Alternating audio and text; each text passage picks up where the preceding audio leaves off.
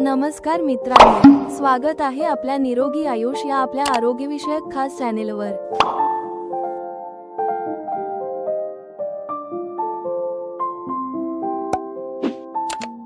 तुम्हाला वाटतं का जास्त चाललं की आरोग्य चांगलं होतं? सगळीकडे एकच सल्ला दिला जातो, वय झालं की जास्त चालत राहा, चालणं म्हणजेच औषध। पण आज मी तुम्हाला सांगणार आहे एक धक्कादायक सत्य।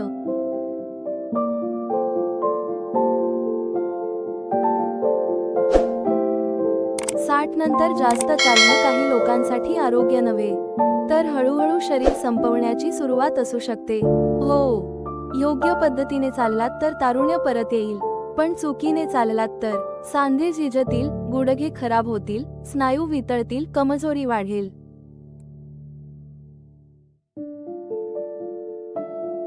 म्हणून हा व्हिडिओ शेवटपर्यंत बघा, कारण शेवटी मी सांगणार आहे वृद्धांनी रोज किती आणि कसं चालावं याचा अचूक फॉर्म्युला।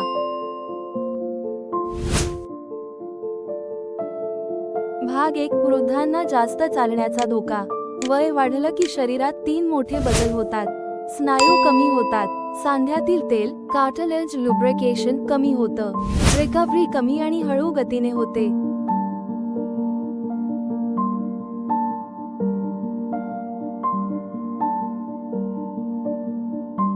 तरुण व्यक्ती 5 किलोमीटर चालली तर दुसऱ्या दिवशी ठीक, पण वृद्ध व्यक्ती 5 किलोमीटर चालली तर मायक्रो डॅमेज रिपेअर होत नाही। परिणाम, गुडघेदुखी चालू होते, कंबरदुखी चालू होते, पाय सून न होणे, थकवा येणे, चक्कर येणे, झोप न लागणे आणि सर्वात धोकादायक, शरीर फॅट नाही तर मसल तोडायला सुरुवात करतं। यालाच म्हणतात साकपीनिय एज मसल लॉस। म्हणजे तुम्ही चालून आरोग्य वाढवत नाही, तर तुम्ही चालून ताकद कमी करताय।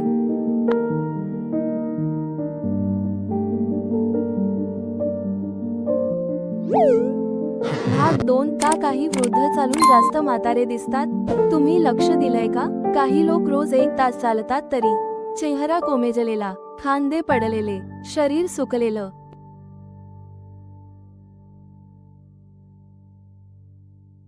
आणि काही लोक कमी चालतात पण ताजेतवाने दिसतो, ताकदवान दिसतात, सरळ उभे राहतात, कारण फरक चालण्यात नाही,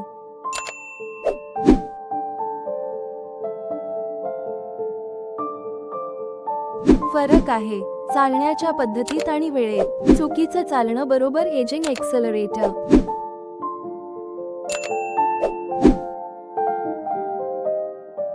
वृद्धांनी खालील चुका केल्या तर चालणं म्हणजे व्यायाम नाही, नुकसान आहे।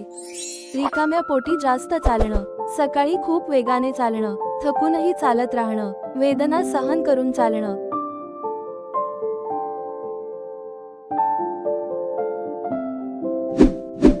एकाच वेगात 40 ते 60 मिनिटे चालणं, हे शरीराला सांगतं ऊर्जा नाही, मसल तोडा।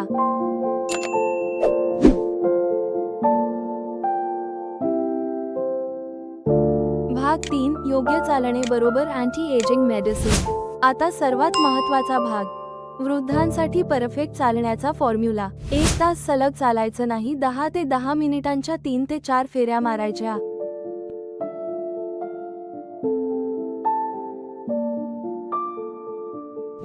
म्हणजेच सकाळी 10 मिनिट, दुपारी 10 मिनिट, संध्याकाळी 10 ते 15 मिनिट।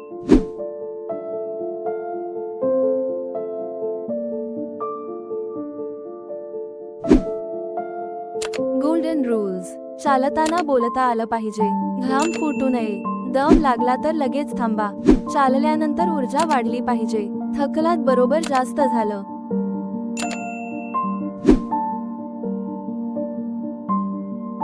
भाग 4, चालण्यापूर्वी खा ही एक गोष्ट। रिकाम्या पोटी चालणं वृद्धांसाठी सर्वात धोकादायक आहे।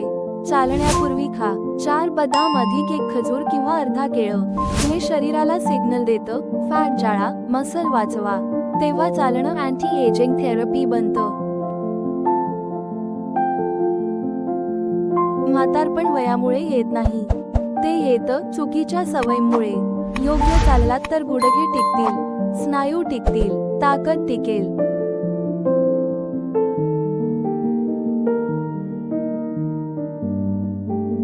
आणि सर्वात महत्त्वाचं, तुम्ही वयस्क नाही, सक्रिय दिसाल.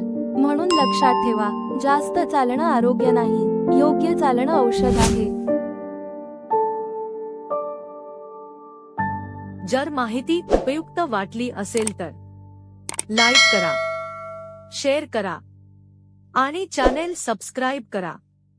कारण इथे आम्ही सांगतो औषधांशिवाय आरोग्य कसं टिकवायचं.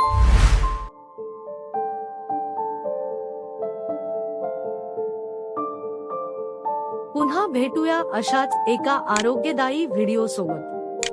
तोपर्यंत निरोगी रहा, आनंदी रहा. धन्यवाद.